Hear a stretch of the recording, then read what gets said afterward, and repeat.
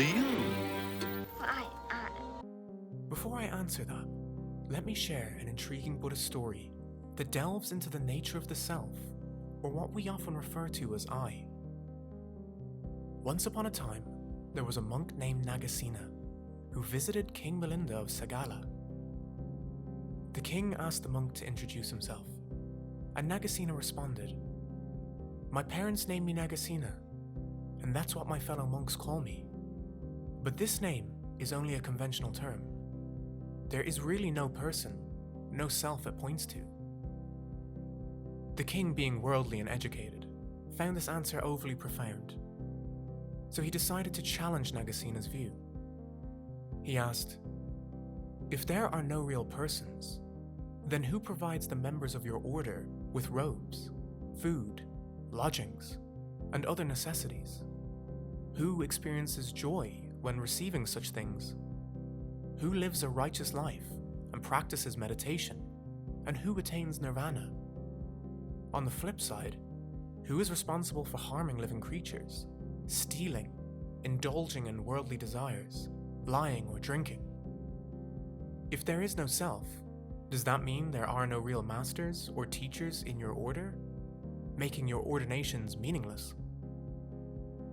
King Milinda put forth some serious questions, questioning not only the concept of no self, but also the whole Buddhist worldview, suggesting it might be nihilistic and contradictory.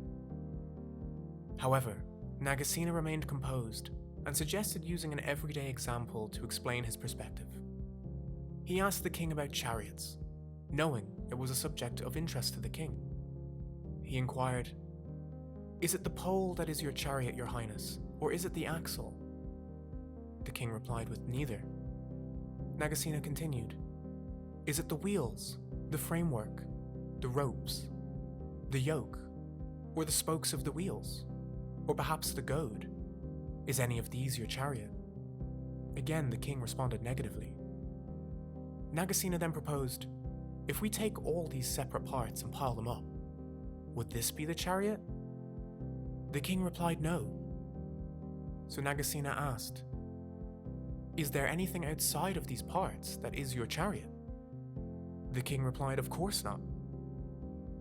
Seizing his opportunity, Nāgasena explained, "It appears the chariot is nowhere to be found. Are we to conclude that King Milinda lies about owning a chariot?" Surprisingly, the king wasn't offended, but rather entertained. He replied, "I have spoken no lie. It is on account of it having these things, pole, axle, wheels, framework, rope, yoke, spokes, and goad, that we use the conventional term chariot." Then Nāgasena made his point. "Excellent, your highness. You are truly a wise king. Just like how a self is only a conventional term based on the many body parts, feelings, perceptions, mental activities, and consciousness coming together in a specific way. But in reality, there is no independent, persisting self outside or inside any of these components." Upon hearing this, the king bowed to the monk in front of the whole court. So coming back to my initial question, who just watched this video? Who is listening to my voice right now? If you take a careful look at your experience at this very moment, can you point to what you call I? Who are you?